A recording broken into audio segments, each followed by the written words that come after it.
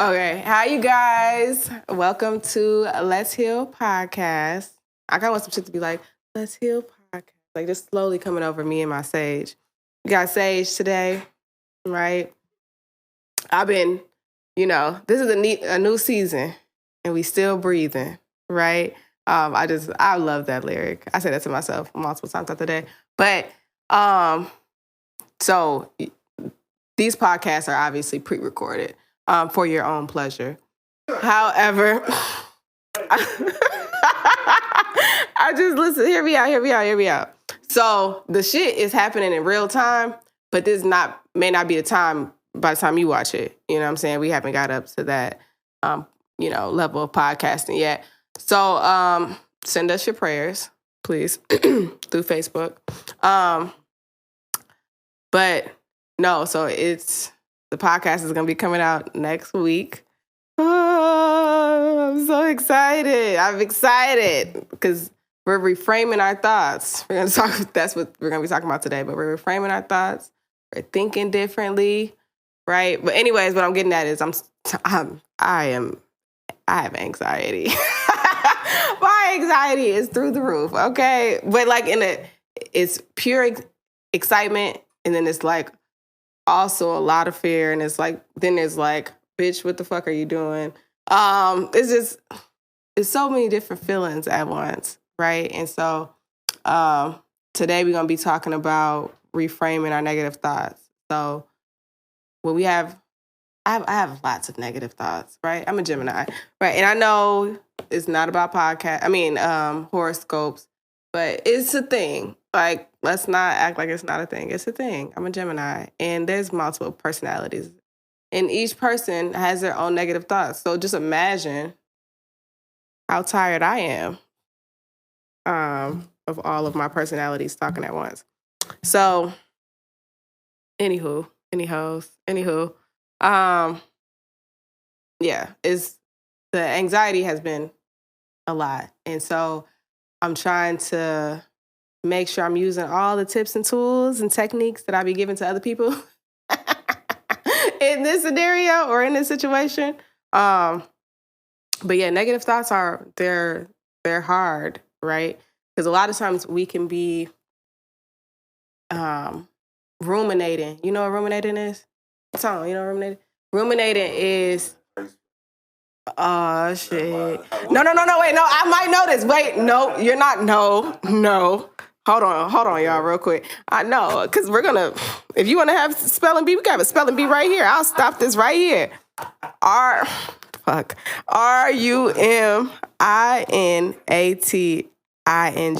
I think it's that. I'm very sure. Sometimes I'm right.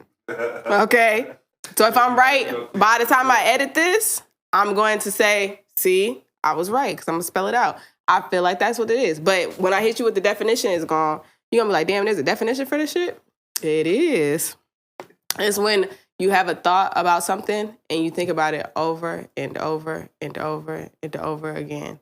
Like the situation plays so much to some degree, like you feel like if you think about it enough, you'll be able to change what already happened. You know what I'm saying? And do you know how exhausting that is? To have like situations that either have already happened, play in your head over and over again, or you making up scenarios in your head that are also playing over and over and over again. You know what I'm saying? That's why they say a lot of us you'll hear people talk about living in the moment or being present, because a lot of times we're trying to fix what already happened, right? And then at other times we are trying to predict the future. And either of those times are any of those things happening, but we're missing what's actually happening in the moment, right? And so negative thoughts kind of feel like that, right? And also there's this other term, not that I'm a fucking encyclopedia today, but there's this other term called self-loathing. And self-loathing, I had to write it down because this is deep. It's intense self-criticism. So it's like that part of your body that's like constantly comparing yourself with somebody else, whether they are richer, wealthier, smarter, right? I say that in quotations because you don't know that, right? Or they're more talented, or you perceive them as more talented, or you think they have a better relationship, than you, or have better relationships than you. It's this extreme criticism that we have for ourselves, right? And we feel like we just can't get it right, or we feel like if we get good things, then we're gonna mess it up, right? Or we believe like when something good is happening, then that means something bad is have to happen. Like that I'm just prone to suffering, right? Um, or you feel like you're unworthy of good things. So when good things come, you automatically are like, well, these things don't happen to me, so therefore this must be something negative is connected to this, right? And so between what did them niggas do there? Sorry, I don't know if y'all heard that loud ass thump. But look, started from the bottom and we'll be there. Just give us a little time. We're gonna be there. But yeah, the way it just baffles me. I'll be like having a great day and it'll be like this thought like, well, let's see how long that lasts. And it's like, what the fuck? Why would you say that? Right? Or when things like even with this aspect of me putting out this podcast, it's like, wow, this is super exciting, this is super good. But then it's like this inner self-critic is like, is it? Is it? It's like are people even gonna watch it? Are people even gonna like it? Are people even gonna, it's just like all of this like intense self-criticism, right? And the scary thing about self-loathing, if you get too deep into it, I thank God that like I've worked through a lot of this stuff, but it's still heavy and it's still prevalent, right? But it's scary because self-loathing is very close to or closely related to self-hatred, right? And it's like, whoa, I just had a negative thought. I don't hate myself, right? But riddle me this, Pookie. If somebody talked to you the way that you talk to yourself, would you not want to fight them? Okay. So what I'm saying is a lot of us speak to ourselves in ways that if somebody else was to come talk to us that way, say negative things to us in that way, treat us in the way that sometimes we treat ourselves, not all the time, but sometimes the way we treat ourselves, we would not rock with that person. It'd be like, get this jigaboo out of here, right? That would be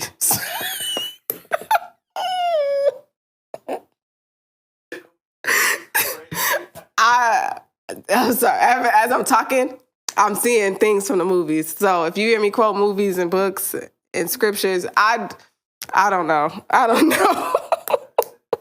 I will quote a scripture too. I've been prone to do that from time to time.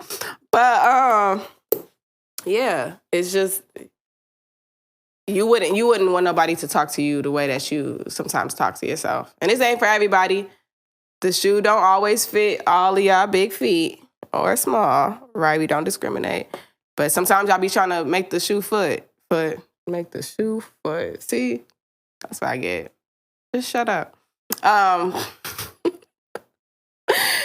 Listen, this ain't about you if it's not about you, right? But if it is about you, just know that, like, that's something you can work yourself out of. Like, you don't have to be in that space because think about how good it feels to feel good. Like, when you're in a good space, you're like, wow, this feels good. But when you're in that negative space, you want to get to a place where you feel good. So if you're feeling good, why would you be the one that was to knock yourself down a few notches or make yourself be like, oh, yeah, you're not who you think you are. Or, I see this vision for myself, but I can't do that. And it's like, well, why not? Like, what, the only difference between you and who the person that you maybe are comparing yourself to is maybe the years of experience and the amount of work, right? Because what we don't always realize about negative thoughts is they eat up our energy. So if I'm putting all my energy into these negative thoughts, 9 times out of 10, I'm probably not finishing a task that I really could be finishing with the energy I'm giving to my thoughts, right? Or because I'm so negative, now I'm stagnant. Now I don't want to do nothing. I don't want to leave the house. I don't even want to get out the bed because I'm thinking of all the negative things that can happen because I'm giving all my energy to this. Or I don't want to go out there because what if I try and I fail, right? I'm so scared that I'm going to fail that I'm just like, forget it. I'm just just stay right here. Because right here, at least I know, if I suffer, I know who is by, I'm used to it, right? Instead of being able to put yourself out there, because the negative thoughts, if you battle negative thoughts, then it's like you're the one that's going to take yourself out. We be always thinking it's somebody else that's going to be like, oh, this person blocking me, or this person is a blockage for me, or this person is holding me back. And it's like, it's you, Pookie. You're the culprit, right? Go and look yourself in the mirror, right? If somebody was to be arrested, you would be arrested for your own demise. So you don't have to keep standing in your own way. That's what I'm getting at. Because if you stand in your way, you're eating up your energy. It was so funny. So a couple months ago, I was talking to my spiritual advisor, and I was telling her, like, it's like November. I was telling her, like, I just feel like I'm supposed to be doing something. Like, I'm not supposed to be at this job. I need to, like, I just felt like this, like, breaking out piece. But then I was like, well, nobody is, like, I don't have a lot of people showing up to my events. Like, I don't know, like, if I should be doing this, or it's like, it's not panning out. Like, I'm not having a lot of clients, all this stuff. And then she had said, you don't have the capacity. And I was like, girl, are you listening to me? What are you talking about? Yes, I do. Right? Because this is what I'm literally asking for this. And she was talking about how, like, obviously God will never put more on us than we could bear. So if I'm this stressed out, if I'm this anxious, if I'm this overwhelmed, right? If I'm dealing with, so much emotional stress, why would God give me, multiple clients? Or why would God give me a heap of responsibilities? He would know that I'm going to ruin that miserably. Like, I'm literally going to, what I'm scared of happening, of me messing up, is going to happen. So he's going to give it to me in, portions that I can receive, right? So whether that's little by little, or a little bit here and a little bit more here and then a lot here and so on and so forth, he wouldn't want to overwhelm me, right? And so my capacity was taken up by all of this negative energy, all of this stress, all of this frustration, all of this feeling like I wasn't good enough. And that was untrue, but it was filling up my capacity, right? And so, well, let me stop for a second and just say, if you are struggling with this, right, as we're talking about this, if you do struggle with this, I'm going to say something and it's going to make you mad, right? So I just want to I like tell my clients head on, I'm probably going to piss you off, right? Because what I'm about to say is going to feel very cliche and very like, girl, I've been knew that. You have to have gratitude. As much as it sucks to say, sometimes thinking negative is a choice. Yes, it's also a default too. Sometimes we default to negative thinking, but at some point in your negative thinking, you know that you can make a choice to do something else, right? Now, depending on where you are in your healing journey, that may be right on point for you, and some people it may not be, right? So if you're not in that place in your healing journey to be able to make a different decision, that part wasn't for you just yet. But if you have been in your healing journey, you have to make the choice to say, no, I'm going to choose differently. And sometimes differently is not just positive thinking or like this toxic positivity.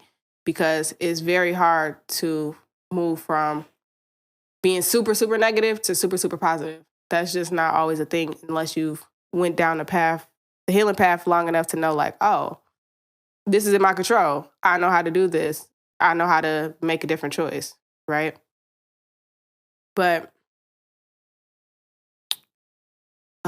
what is her name? I don't know if you guys ever listened to Abraham Hicks. She's a speaker. I don't know if a spiritual speaker or a motivational speaker, but she's really good. But she talks about how if a train was going 100 miles per hour, one direction, how dangerous would it be for it to stop abruptly and go the opposite direction? Like it's going to crash, right? So as we're healing, we don't need to crash. We don't need to go from extremely negative to extremely positive unless you can do that. But if you can't, that's where the reframing comes in for us to be looking at a situation that's negative and start to adjust, right? That you can start to adjust yourself by making small changes, right? Like I said, it may not be super positive, but at least you'll be able to see a better side, a better option, right? Or know that there is an actual option, right? Versus negative thinking making you want to just throw in the towel. And so have gratitude. Like I said, it sounds super cliche, like duh, girl. But what's the one? The main one people say is like, oh, I'm so thankful for life or something like that. And I think a lot of times when people say that, they'll be like, oh, well, of course. But it's like, no, being able to see like, one, how crazy this world is. People are crazy, right? And just how things have been happening, right? When we say I'm thankful to be alive again, that's not something we should just be saying without, no feeling, right? That's a blessing. I'm thankful to have a house, a roof over my head. I'm thankful to be able to see my family, right? Some people don't have that. And so even just in those moments, and then you keep adding on to it, to the things that you already have versus the things that you're maybe stressing yourself about what is to come. You stressing about September and we ain't even made it to April yet. You know what I'm saying? That was deep, wasn't it? Okay, I'm back in. But yeah, like you don't want to be missing your blessing. It was so funny because, the memes where it'd be like, you're exactly where you once like prayed to be, or like you prayed about this and now you're here, something like that. They say it way better than the way I'm saying it. But there are times where we have to recognize like this was a prayer. I'm over here stressed about the situation and I'm living out my own prayer. And that's not something you just take for lightly. Yes, of course, when you get the things, the responsibility sometimes is heavier, but now you have more capacity to handle them, to deal with them. The old version of you couldn't have dealt with that, right? So, don't dim your own light. That's what I'm getting at. Like I said, sometimes like I'll hear people's stories, and hell, I even think about my own, but like I'll hear people's stories and I'll be like, damn, you your biggest op. You are your biggest hater. Cause like we want to blame somebody else and it's like, it's you. Whether it is the actual negative thoughts or you just, allow yourself to, I'm finna make somebody mad, mope around in your pain. Like you rather just, woe is me, right? It's like, no, you don't have to choose that, right? Or you're allowing yourself to hold anger, to hold grief, to hold bitterness or resentment, or you're actually physically not moving forward. You're procrastinating. You're scrolling on, social media all day, every day. And, now if you're putting out content or you're a content creator, then by all means. But I feel like as a content creator, we be on there to work. And the moment that we get done with working, I put that phone up because I'm tired, right, of seeing this phone. But a lot of times I would find myself super, what is it? Like posting a whole bunch. And there's nothing wrong with posting, but it would be like things that didn't matter, just posting memes and videos and, staying on the social media for hours and hours and hours. And I could have been using that time, but I was procrastinating. And the thing about procrastination is that it's deeper than just somebody being lazy or somebody just being unmotivated. They don't want to do it. There's usually fear attached to that. Like, I tell you no lie. The things I speak to you are truth. I tell you no lie. When I was working on this workshop that I was doing for this retreat that I had planned, that I had in November, every time I would have my computer open to it, I would get this pit, like this like feeling in my stomach, right? Now, granted, it was a gut feeling, but it was like the fear one, not like the, oh, something's happening. I was scared. Like I was scared to even sit down and edit the damn slideshow, my slideshow with my own information. Like my body physically did not want to go near the computer to edit, right? And me not realizing it, I'm like, oh, I'm just tired, or I just need to eat, or I need to, so that I go distract myself for hours and hours or days, weeks. And then like I don't finish this thing, right? Because I was scared of it the whole time. Like, and that's when you say it out loud, it sounds it's pretty sad actually, that I would be the one to slow myself down. And then if I don't finish it on time, then my excuse is, damn, I can't even do it because I didn't finish it on time, right? Or I show up unprepared because I didn't finish it on time, And so we usually stand in the way of ourselves. We are the ones that are usually standing in the way of us being able to push forward. Sometimes it's not other people. Yes, other people can play a part, but sometimes it's just you. Sometimes it's just me, and Tone. You ain't say he had nothing to do with this. But don't dim your own light. So the subconscious mind versus the conscious mind. I don't know. And you can look this up too. I'll probably put like it in the description box if I remember. But we have the conscious mind versus the subconscious mind. And the reason why this is important is obviously our thoughts live there. But also because sometimes if we're not aware of what's happening, our minds could work against us, or specifically our subconscious mind could work against us, right? So let me explain. The conscious mind, I wish I had my notes in front of me, but the conscious mind is when the brain is active, like it's paying attention. It is focused. Like you ever have those moments where you're completely focused and you're like, wow.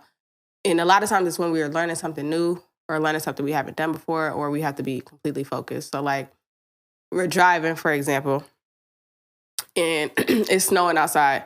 You're going to have to pay attention a little bit more. You might have to, that's where you get to turning the radio down, right? And putting both hands on, because now the conscious mind is activated because it's needed to pay attention, right? But we don't stay in this mind very often. Like I said, we kind of just use it when we need to. The subconscious mind is the mind that we stay in more. So this is kind of like our autopilot mind, or the mind that our body just resorts to. So let's go back to driving. I can tell by the way some of you motherfuckers drive, y'all subconscious mind has taken over, because there is no way that y'all driving like that causing unsafe traffic. But anywho, the subconscious mind is like the mind that when you're driving, you're like thinking about everything else but driving. Like you know how people be like, I was driving, but I didn't even know I was driving until I got home, right? Because then you came back into your conscious mind. And when we're driving, we're thinking about what we gonna cook, what we gonna eat, what we gonna buy, how these kids is pissing us off, right? Or what Shorty wrote, like, why would she write that under my post? Like, we think about everything else than the actual driving part, because our body can resort to that, right? But then it also captures like our experiences. So every experience we went through is lodged in our subconscious mind. That one movie, I can't think of what it's called. It's called like an emotions movie. Just look it up. You'll find it. It's a kids movie. That's a great. It breaks down like what I'm talking about, but it's housed like in our brain, right? So we have, parts of our brain that remembers the trauma we experienced, right? Or it remembers like our core beliefs, our core values, the things that are like embedded in us, right? And that's good because it helps us to not be in complete, what's the word? It's not like we have to be like so focused 24/7 because that's also wouldn't be good for our body to be that focused. Like we need to be able to kind of resort back. But the negative thing about the subconscious mind is that since it holds everything, it holds everything. You know, that thing that you said you was going to take to the grave, that's still in there. Okay? It's still, you know it, right? So you're going to know it until you take it in that motherfucker with you, right?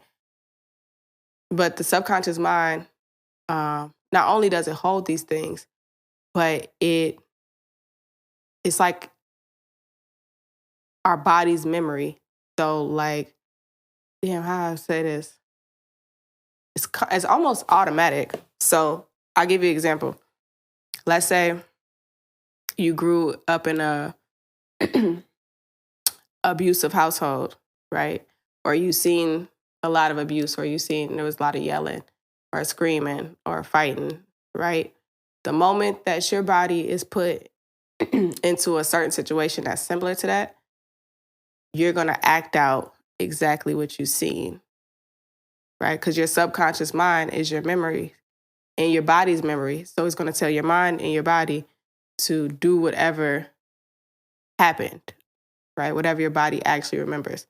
And so, a lot of times we can find ourselves showing up as the people who raised us, right? Or we respond in ways that like sometimes are not even natural to us, but that's how our body responds to it because that's what we've seen, right? We're like, why do I act like this? And it's because we've been programmed to act like that, right? Or our body keeps that. And so this is prevalent to this with negative thinking because our subconscious holds the memories, right? So when we come up against something new, this new project, I'm excited for what's going to happen. I can't wait to see how this all plays out. And then the subconscious mind says, well, remember that project you did in 2020? Yeah. How's that going? All right. Or remember how you said you was going to do that new job, but it didn't pan out. Like it reminds you of all the ways this could possibly go wrong, or all the ways that this possibly has went wrong, or all the things that all the negative experiences that are still in your subconscious mind that you haven't let go is going to continue to bring you back to that place, right? And if we don't reframe our thoughts, reframe our words, we find ourselves in this constant rotation, right? Of being triggered by something or something impacting us, and then we go in that subconscious mind, or the subconscious mind shows up in us, right? I probably would need to do a separate session of how to like reframe the subconscious mind in its entirety. But I'm gonna just give you an example of ways to reframe. So I should have wrote down examples before now, but on the spot. They say always be ready. So I don't know if I'm ready, but let's see. So how to reframe a negative thought. Let's say you have a thought of, I'm not as good as that person because that person can sing. A way to reframe that would be, I don't have to compare myself to everybody. That person can sing, and that's a great talent. And I also can draw. I also am a great writer. this is my talent, right? So it's like a reframing is like a taking back of power, right? Another way is reframing is if I do this, nobody will love me anymore, or people won't be in my life anymore. A way to reframe that would be like, if people truly love me, they are going to be willing to grow with me and grow with all versions of me. And I'm not scared to lose anybody who is not supposed to be connected to me. And the right people stay in my life, and the right people also fall off. It's kind of like this detaching myself in your energy, or in your subconscious. You could be like, no, this is not mine. And you start to reframe it, right? And then also bring in gratitude, but you take back your power. Like, no, that's not true. I'm not going to claim that. That's not the energy I want to claim for myself, because I'm my biggest fan. I am my biggest cheerleader, right? I cheer myself on to the next outcome. And I also praise myself along the way. Like, I don't keep that perfectionist spirit like we was talking about last week. And if you haven't seen last week's video, make sure you go check it out, because we talk about perfectionism. But we applaud ourselves every step, even the small steps, even the ones that not the ones you got to post all the time, but the ones that you just have with yourself. Like, wow, I really did good. And that's important, right? I think I'm done preaching for today. Thank you for coming to my TED Talk, Teleworks Talk. This was good, though. It was deep or whatever. I'll do what I can for the people. You know what I'm saying? It's funny. It's like, I can only imagine this being like a Scorpio. I don't know why. I don't know. Like, I don't know. It's nothing wrong with y'all. It's not. One day I'll tell my story. But, or a Capricorn. Oh my God. Oh my God. I have met 3 Capricorn men in my life. And let me just say, and I'm done for real. He make y'all so beautiful to make you toxic. I mean, all caps. Toxic is in all caps. Capricorn man, please stay far away from me. Thank you. Management. But I don't even know how I got on them. Oh, but I was saying, if you to watch this is to know that I'm a Gemini. And that's okay. It's okay. Right? You see all versions of me. All right? This is a safe space. I think I'm done. Yep. Funny as hell. All right. Let's stop playing. But I appreciate y'all. Make sure y'all tune in next week. Subscribe to YouTube. Follow all of the platforms. We got Spotify, YouTube, SoundCloud, Google Play, TikTok. I mean, yeah, I'll be on TikTok too. But just make sure you subscribe, you follow the channel. You can follow my Teleworks page. I'll be posting motivational stuff up there for my real people. And yeah, I'm excited. I love y'all. I appreciate y'all so much. We going to the top, baby. Sorry, I've always wanted to say that. Maybe not in that exact order. Anyways, cut.